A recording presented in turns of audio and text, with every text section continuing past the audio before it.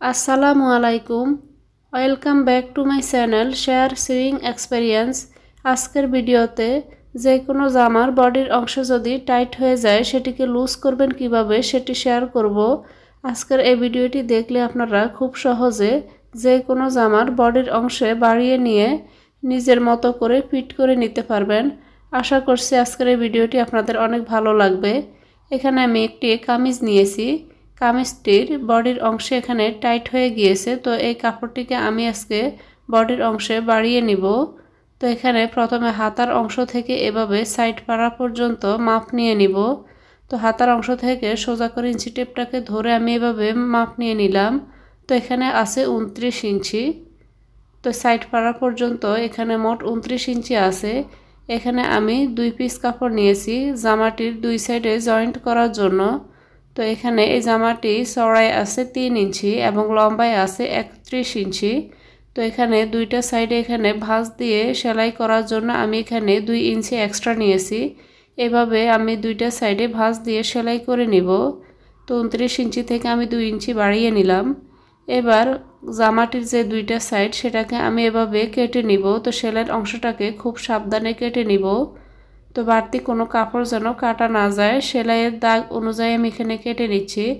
আপনারা চাইলে এখানে সেলাইটিকে খুলে নিতে পারেন। তো আমি এখানে সেলাইটিকে খুলে না নিয়ে এভাবে সেলাইয়ের অংশটাকে কেটে আলাদা করে নিচ্ছি। ভিডিওটি দেখে যদি ভালো লেগে থাকে এবং কিছুটা হলেও যদি উপকৃত হয়ে থাকেন, প্লিজ চ্যানেলটি সাবস্ক্রাইব করে রাখবেন এবং যারা সাবস্ক্রাইব করেছেন তাদেরকে জানাই অসংখ্য ধন্যবাদ। তো আমি খুব সাবধানে এই সেলাইয়ের অংশটিকে কেটে নিলাম।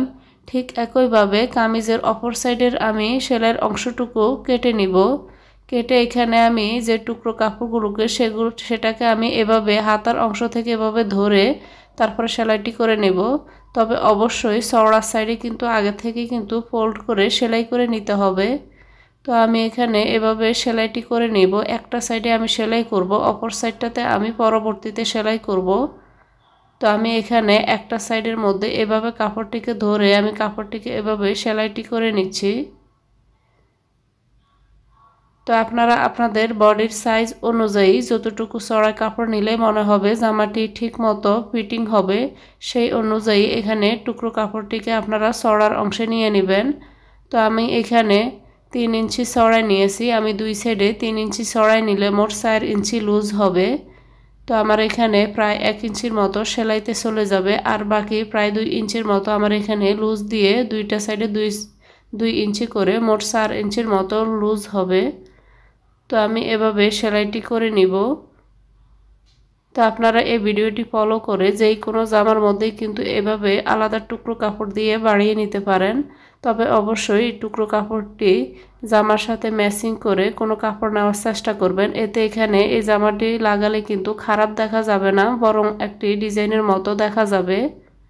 তো এভাবে আমি এখানে সাইড পাড়া পর্যন্ত সেলাই করে নিলাম। এবার কাপড়টিকে আমি এভাবে উল্টো সাইডে রেখে এবার হাতার বাকি যে সাইডটা সেটাতে আমি সেলাই করে নিব। তো একটি হাতার একটা সাইডে রেখে আমি কাপড়টিকে সেলাই করলাম। এবার হাতার অপর সাইডে কাপড়টিকে এভাবে লাগিয়ে আমি সেলাইটি করে নিচ্ছি। তো আপনাদের বোঝার সুবিধার্থে আমি এখানে কোনো কাট করিনি। কাট না করে আমি পুরো ভিডিওটা আমি কিভাবে সেলাই করছি সেটি আপনাদেরকে দেখিয়ে দিচ্ছি। আশা করছি ভিডিওটি আপনারা বুঝতে পেরেছেন যে আমি সেলাইটি কিভাবে করে কাপড়টি লাগিয়ে নিচ্ছি। তো এভাবে আপনারা যে কোনো জামার অংশে কিন্তু এভাবে বাড়িয়ে নিতে পারেন। অনেক সময় দেখা যায় আমরা অনেক দিন পর্যন্ত কোনো জামা না পরলে জামাটি যখন তোলা থাকে তখন অনেক সময় দেখা যায় জামাগুলো কিন্তু টাইট হয়ে যায়। সেক্ষেত্রে আপনারা এভাবে জামাগুলোকে বাড়িয়ে নিয়ে কিন্তু ব্যবহার করতে পারেন।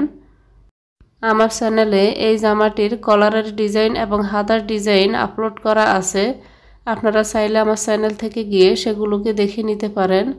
যদি আপনাদের হাতার ডিজাইনটি এবং গলার ডিজাইনটি ভালো লেগে থাকে প্লিজ চ্যানেল থেকে দেখে নিন। তো এখানে আমি কামিজের 2 সাইডে এভাবে সেলাই করে নিব। তো একটা সাইড আমি এখানে সেলাই করে নিয়েছি, একইভাবে বাকি সাইডটা তো আমি সেলাই করে নিব। তো এখানে দেখতে পাচ্ছেন প্রায় 2 ইঞ্চির মতো কিন্তু কাপড় আমি বাড়িয়ে নিয়েছি। তো আমি পুরো কাপড়টিকে এখানে একটা সাইড থেকে দেখিয়ে দিচ্ছি যে আমি এখানে কাপড়টিকে কিভাবে অ্যাটাচ করে নিয়েছি। তো জামার সাথে আমি কাপড়টিকে কিভাবে সেলাই করে লাগিয়ে নিয়েছি সেটি আপনারা দেখে নিশ্চয়ই বুঝতে পারছেন। একইভাবে আমি অপর সাইডটা তো কাপড়টাকে লাগিয়ে নিয়েছি। এখানে জামার ডিজাইনের সাথে কিংবা জামার যেরকম কালার সেই কালারের সাথে ম্যাচিং করে আমি এখানে ব্লু কালারের কাপড় নিয়ে লাগিয়ে নিয়েছি। তো আপনারা আপনাদের জামার কালার অনুযায়ী ম্যাচিং করে এই কাপড়টিকে এভাবে লাগিয়ে নেবেন। এবার আমি নিচের অংশে এখানে সেম কালারের কাপড় নিয়ে এভাবে আমি সেলাই করে নিব।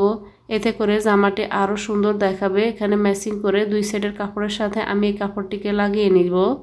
তো আশা করি এই ভিডিওটি আপনাদের অনেক ভালো লেগেছে। ভিডিওটি ভালো লাগলে প্লিজ চ্যানেলটি সাবস্ক্রাইব করে ভিডিওতে একটি লাইক দিয়ে দিবেন।